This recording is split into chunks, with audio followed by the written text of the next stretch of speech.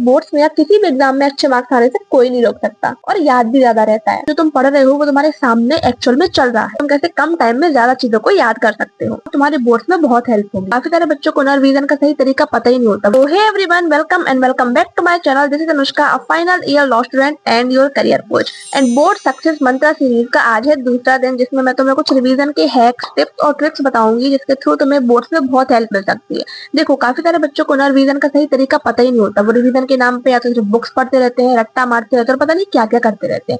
लेकिन अगर तुम्हें रिवीजन का सही तरीका पता चल जाए ना कि किन तरीकों से तुम अच्छे तरीके से, स्मार्ट तरीके से रिवीजन कर सकते हो, जिससे तुम्हें बोर्ड्स में बहुत ईजी हो, सिर्फ बोर्ड्स में नहीं किसी भी एग्जाम में, तो तुम्हारी बहुत ज्यादा हेल्प हो सकती है। तो आज के इस वीडियो में मैं कुछ 2-3 पॉइंट्स ऐसे डिस्कस करूंगी जिसके थ्रू तुम्हें रिवीजन का सही तरीका पता चलेगा और तुम्हारे बोर्ड्स में बहुत हेल्प होगी। देखो, अगर तुम किसी भी एग्जाम की तैयारी कर रहे हो ना, तो रिवीजन बहुत ही इंपॉर्टेंट रोल प्ले करता है। क्योंकि अगर तुमने सही से रिवीजन नहीं किया है ना, तो फिर लास्ट मोमेंट पैनिक, कंफ्यूजन, पता नहीं क्या क्या चीजें क्रिएट होने लगती है। तो अगर तुम इस वीडियो को एंड तक देखते हो तो ये वीडियो तुम्हारे लिए गेम चेंजर बन सकती है। तो चलो इस वीडियो को शुरू करते हैं और मैं तुम्हें सिखाती हूँ कि तुम कैसे कम टाइम में ज्यादा चीजों को याद कर सकते हो। सबसे पहले रिवीजन के नाम पे सिर्फ बुक पढ़ना बंद करो। देखो, काफी सारे बच्चे ऐसे होते हैं, इनफैक्ट मैं भी यही करती थी कि जब भी मुझे लगता था कि मुझे रिवीजन करना चाहिए, तो बस मैं अपनी नोटबुक खोलती थी, बुक खोलती थी और मैं एक लाइन से पढ़ना स्टार्ट कर देती थी। मैं सच बताऊं, बुक लाइन बाय लाइन पढ़ने का कोई मतलब नहीं होता। अगर तुम एक्टिव रिकॉल नहीं कर पा रहे हो ना, तुम्हारे रिवीजन का कोई मतलब नहीं है। जब भी तुम्हें किसी टॉपिक का रिवीजन करना है, तुम्हें पता कैसे करना है। सबसे पहले बुक खोलो, 2-3 लाइंस पढ़ो और फिर उस बुक को बंद कर दो। उसके बाद जो तुमने लाइंस पढ़ी है उनको आंखें बंद करके फिर दिमाग से दोहराओ और एक सीन टाइप का क्रिएट करो कि जो तुम पढ़ रहे हो वो तुम्हारे सामने एक्चुअल में चल रहा है। तो आपसे किसी भी टॉपिक का रिवीजन करते टाइम सिर्फ बुक नहीं पढ़ना है, बल्कि अपने दिमाग में उन चीजों को बिठाना है ताकि वो एग्जाम टाइम भूले ना।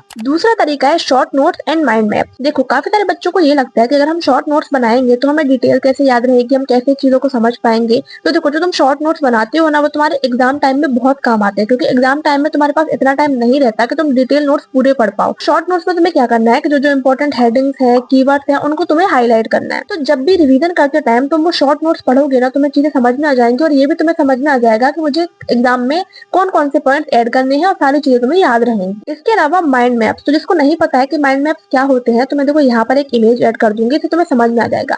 देखो, कोई भी टॉपिक है जो बहुत बड़ा है, उस टॉपिक को माइंड मैप्स के जरिए तुम 1 या 2 पेज में कवर कर सकते हो। अब इसका बेनिफिट क्या होता है कि इससे तुम्हें मेन चीजें याद रहती है, मेन हेडिंग्स, मेन कीवर्ड्स याद रहते हैं, जो तुम्हें रिवीजन के टाइम पे बहुत ज्यादा हेल्प करते हो। जब भी तुम आंसर लिखते हो ना, तो तुम इन कीवर्ड्स और हेडिंग्स के थ्रू पूरा आंसर लिख सकते हो। तो जब भी रिवीजन करो, शॉर्ट नोट्स और माइंड मैप्स का यूज करो। तीसरा पॉइंट, अगर तुम्हारे एग्जाम सर पर है, तुम्हारे पास टाइम की बहुत कमी है, तो पोमोडोरो टेक्निक यूज करो, जिसमें तुम्हें 25 मिनट कॉन्सेंट्रेट होकर पढ़ाई करनी है और 5 मिनट का ब्रेक लेना है। ब्रेक के बाद फिर 25 मिनट पढ़ाई करो, फिर 5 मिनट का ब्रेक लो, फिर 25 मिनट पढ़ाई करो, फिर 5 मिनट का ब्रेक लो। इससे तुम्हारा कंसंट्रेशन बढ़ेगा, बर्नआउट फील नहीं होगा और याद भी ज्यादा रहता है। Scientifically plus Anushka proven technique है, तो इसे बिल्कुल भी जज मत करना। ये तुम्हारे बोर्ड एग्जाम्स में बहुत हेल्प कर सकती है। चौथा एंड सबसे इंपॉर्टेंट एंड सबसे यूजफुल, देखो, जब भी तुम कोई टॉपिक पढ़ोगे ना, तो वो तुम्हें एक्सप्लेन करना है किसी दूसरे को। एक रिसर्च कहती है कि अगर तुम कोई टॉपिक खुद पढ़कर किसी सामने वाले को पढ़ा दोगे ना, तो वो टॉपिक तुम्हें कभी नहीं भूलेगा। ये चारों मैंने जो ट्रिक बताई है, सिर्फ बोर्ड एग्जाम में नहीं बल्कि किसी भी एग्जाम में तुम फॉलो कर सकते हो। और अगर तुम इन चारों टिप्स को अच्छे से फॉलो करते हो ना, तुम्हारे बोर्ड्स में या किसी भी एग्जाम में अच्छे मार्क्स आने से कोई नहीं रोक सकता। इसी के साथ डे 2 ओवर होता है। डे 3 में हम कुछ राइटिंग टिप्स के बारे में बात करेंगे, तो उसे देखना मत भूलना। सब्सक्राइब नहीं किया है तो कर लो और बेल आइकन को भी क्लिक कर दो, जिससे तुम्हारी बोर्ड सीरीज मिस ना हो। आज के लिए इतना ही, मिलते हैं नेक्स्ट वीडियो में। Bye bye.